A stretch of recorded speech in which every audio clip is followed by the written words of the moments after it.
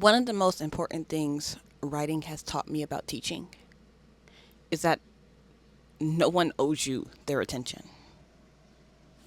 So imagine this: it is the first day of school, your first day of 10th grade, right? And you see on your schedule next to English 2, Miss Best Teacher at this high school. You see, all the upperclassmen has told you about this teacher. They have told you that she's so chill. She's so cool. Her classroom is great. She's a lot of fun. She's funny. And then you walk into my classroom and you see drawings everywhere from students.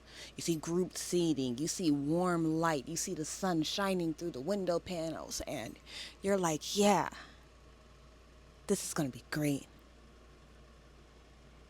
And then you meet me and everything changes because you are, in fact, going to hate me on the first day of school. Why, you may ask? Because I am that English teacher that gives you an essay on the very first day of school.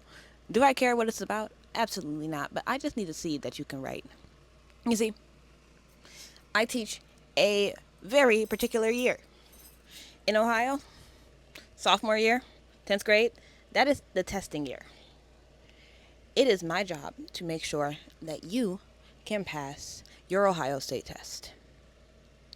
And if I don't do that, then I'm failing you.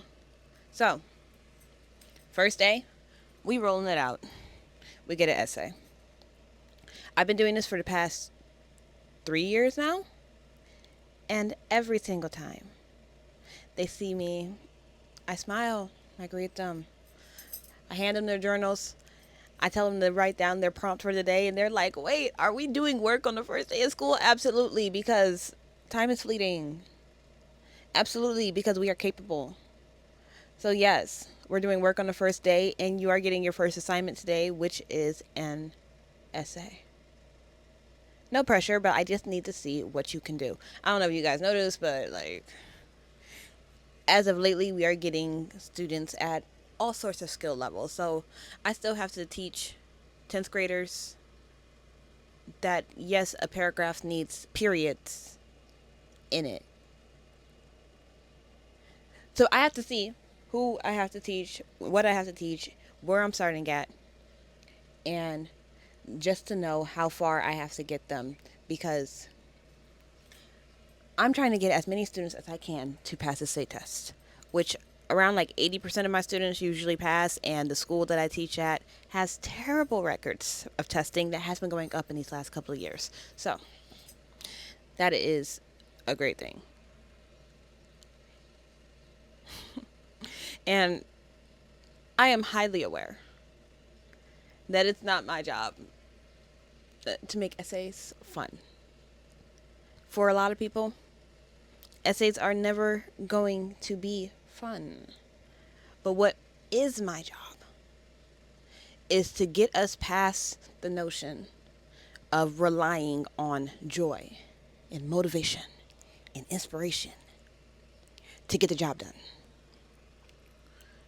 Because we have to get this job done even when we're not happy about it, even when we're not motivated to do it, even when we're not inspired to do it.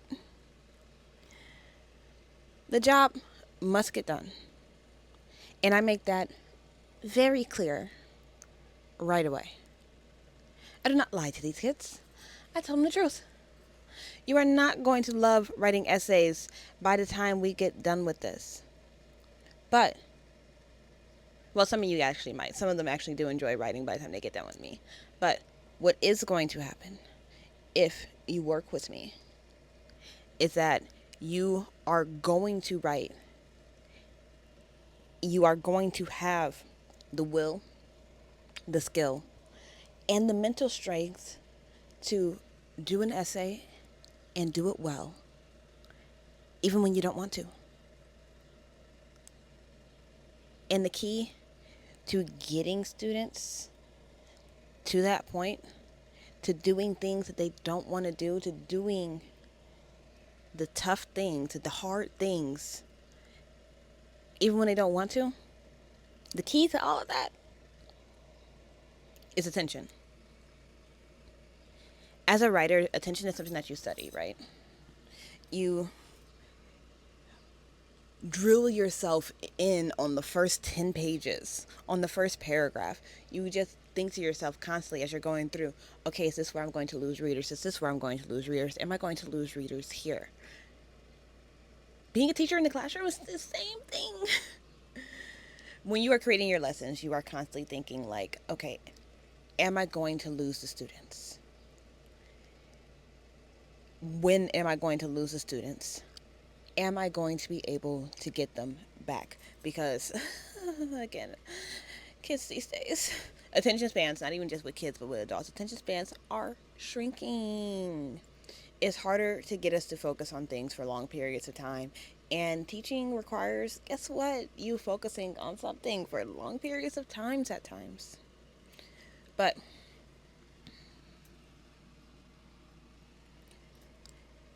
I think something that I do, well, not something that I do, but things that I've done to make me a better writer helps to make me a better teacher in the classroom. Things like pacing. You have to know when you can hit them with the hard stuff and when you got to ease back. When you have to take a brain break. When you have to give them some time to figure things out on their own, to induct curiosity. Give them a question. Give them a statement. Give them a little piece of information and then say, oh, you know what? Get on your little computer thingies and type away and go find the answer yourself. You have to give them these chances. And it's the same thing in writing. When you're writing a story, you're looking at like, how often am I hitting these people with like these really hard and intense scenes, right? Because if I give you too much, if it's too gruesome all at once, I might lose you. If I'm giving you too much humor and it's not serious enough, I might lose you. If I'm giving you too much time away from the plot, I might lose you. So, you have to study attention. And that has to be applied not only in writing, but at least for me as a teacher, in the classroom.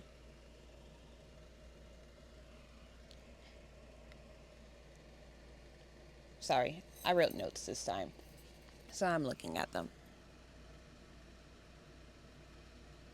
Oh, I was going to talk about how, like, I don't like wasting people's time. That's why we get started right away. I don't like wasting people's time. And I know that at the very beginning of the school year, this is when you have the most energy. This is when you have the most time available to you, because guess what? All your other teachers are not giving you homework right now. They're going to start giving you homework next week. I'm going to give you homework on the first day of school. But I don't want to waste your time as a teacher. I want to teach you the important things. I want to teach it to you in the most efficient way possible, and I want to give you time to practice those skills. When I said I give you homework, I'm actually lying. I don't assign homework. I give time in class to work on projects, to work on things. So that way you don't need to have said homework. So, as your teacher, I'm not going to waste your time. As a writer, I'm not going to waste your time. As a writer, I try to keep things to the point and make sure that everything that I am putting into this book is helping tell the story. Whether that be through character development or plot development, something is happening. Momentum is happening. Movement is happening. We are gaining something from what we are doing. And it's the same thing in the classroom.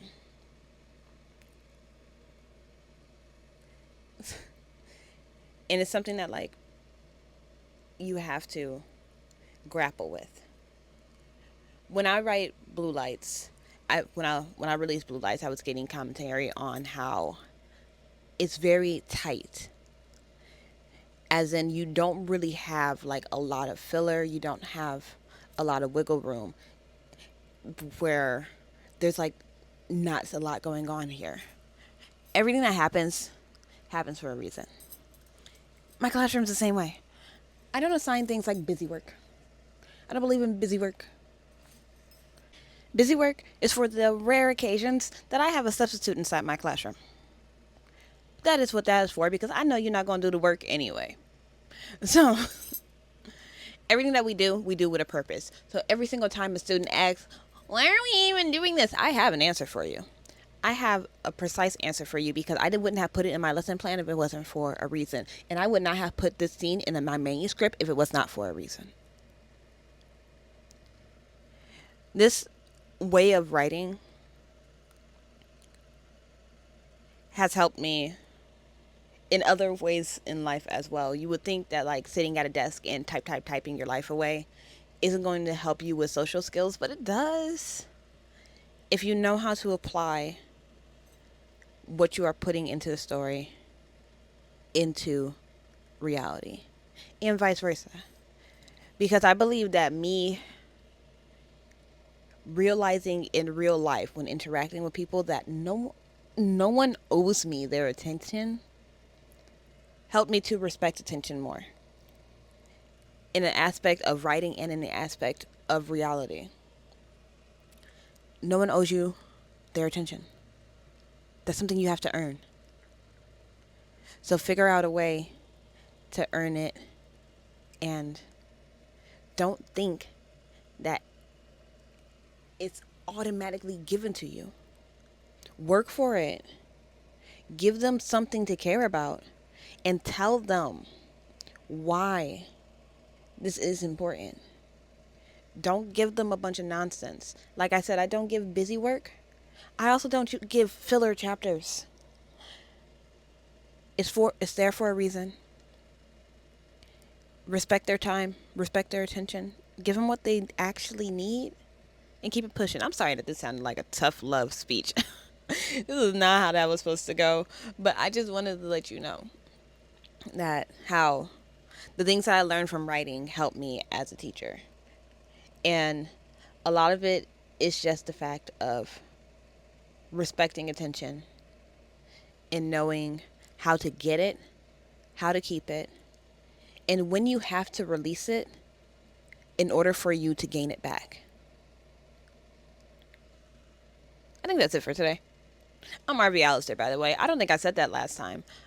Like, comment, subscribe, all that fun stuff. I'm doing a challenge in which I'm trying to create 75 videos in 75 days. I'm doing pretty good so far. Today's 33? Yeah. Let's keep it up. Oh, and don't forget to check in on your inner monologue. That needs attention too. I'll be back here tomorrow. Hopefully you will too. Bye.